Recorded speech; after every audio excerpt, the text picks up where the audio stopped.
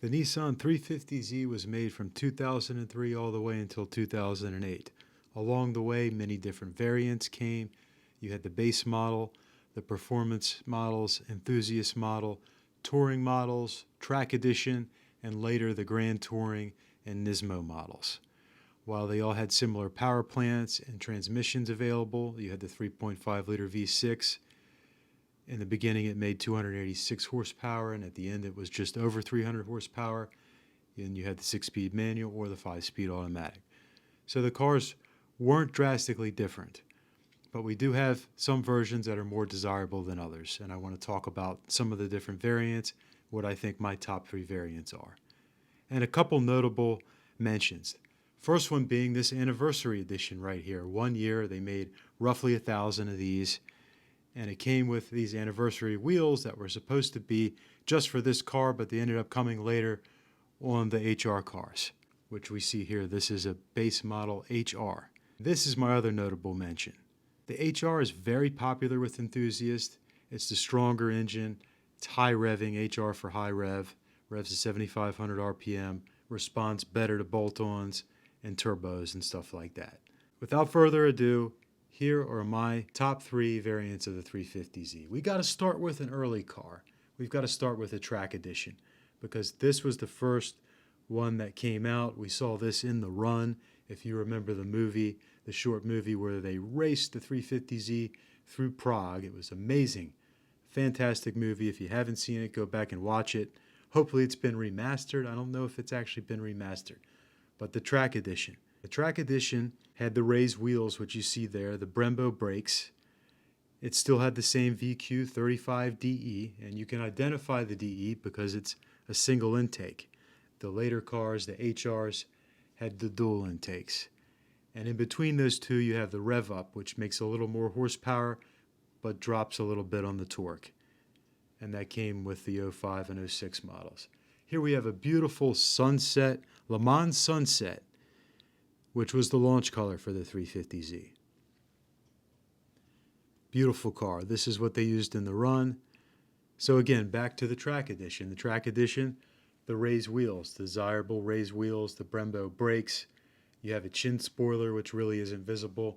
You have a rear spoiler, which is very subtle. And you have underbody diffusers front and rear. This is a European spec, and comment below if you can identify why it is a European spec, or I should say rest of the world. It's not North of America. So what are the signs? Aside from the license plate, don't tell me that, but there are a couple other signs here and why this isn't a North American spec 350Z. Because to be honest, I'm not sure. I know the Europeans have some of these features, and I believe the Japanese as well.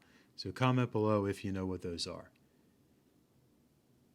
Taking a look at the side profile of the track edition. So gotta love those raised wheels, and the Brembos look great. Also, you got a sports tuned exhaust, which was a big deal back in 2003 because a lot of cars still weren't coming with that yet, unless you bought your higher end German cars, your M3s, your Porsches, etc. I think the Corvette may have had a sports tuned exhaust as well in the C5. But good stuff, good stuff. And for our number 2 spot, we had to go with the Nismo. You had to go with the Nismo because the Nismo is arguably the most popular 350Z throughout its run. You got the HR motor. You've got those big Nismo wheels that were also made by Rays that were a bit wider. The side skirts, the aero, the chin spoiler, the rear spoiler, the giant rear diffuser. This thing was very aggressive when it came out. Kind of tame today with all the crazy supercars and sports cars that we have. But back in 2007, this was wild. Look at that. Giant rear wing, big rear diffuser, sports tune exhaust, sports tune suspension. They were only available in a 6-speed manual gearbox. No convertibles were made, just hardtops. This was the track car. This was the car you take to the track. Taking a look at another one, I believe this came in black and silver and red as we've seen, and also in white. I don't think it came in any other colors. Those side markers on this one are aftermarket. They were amber, just like on the stock car. You can see the hood bulge there. That's for the HR motor. They had the make a bigger hood so the motor could fit properly in the engine bay. One way you can tell an HR from a DE.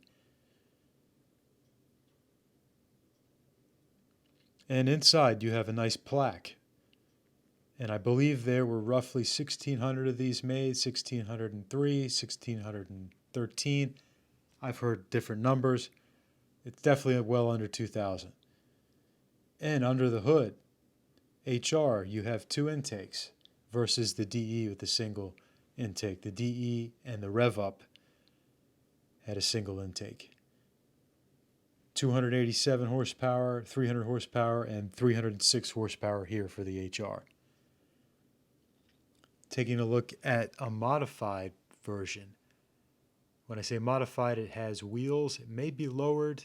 It has what looks like Volk wheels, the TEs, which are very popular on these cars, made by Volk or Ray's Engineering, I believe, owns Volk. Comment below if you know.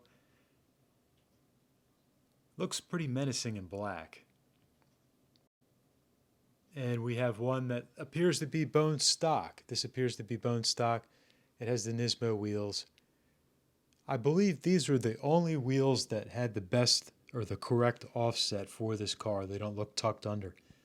A lot of the stock 350Zs with the anniversary wheels or the track edition wheels, you have to put spacers on them or else they look tucked in.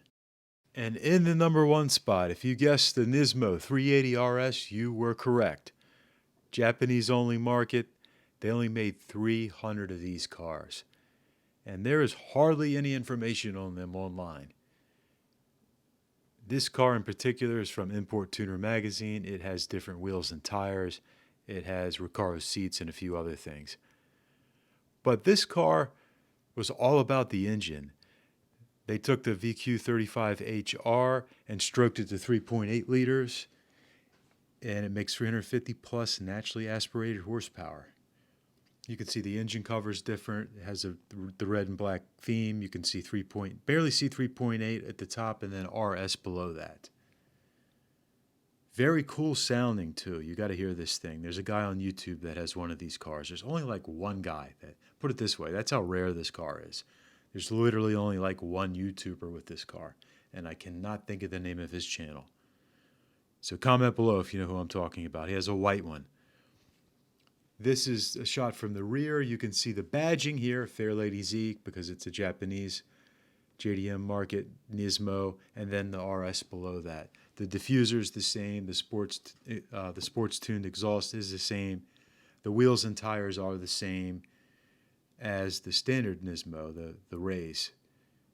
18s, 245 up front, 265 in the rear. On the inside, same 350Z seats, same seats that came in the track model in 2003. They just have the black and red theme. Cloth only, 6-speed manual only, obviously. All the work was done to the engine and then also the suspension. And pretty much everything else is just like a standard Nismo. Again, really cool, really rare car. People don't know about these. Most people do not know about these. If they saw one, they would just think it's another Nismo. And inside you have this really cool plaque. You have the model Nismo 380 RS, production year 2007, production number. That's your Z33 code, 380 RS. And 94 for chassis number 94, made in Japan. How cool is that? You gotta love a plaque on the inside. It's usually reserved just for Ferrari and Porsche and McLaren and all the super exotic stuff. Great to see it on a Nissan. Here's another shot I found of the car. You can see the RS badging, the wing in the back, and you can see the wheels. Although they are in motion, they look like the Rays wheels to me. The Nismo 380 RS is kind of like the Porsche GT3 RS. And you could think of the Nismo, the standard Nismo, as the GT3 for the Nissan 350Z. So these are really cool cars. They're really going to be big collector's items in the future. At least this one, the 380 RS for sure, it already is, and the Nismo. Maybe some of the other additions as well. It all depends. We will have to wait and see. But thanks for watching, guys. Like and subscribe, and we'll see you next time for more content.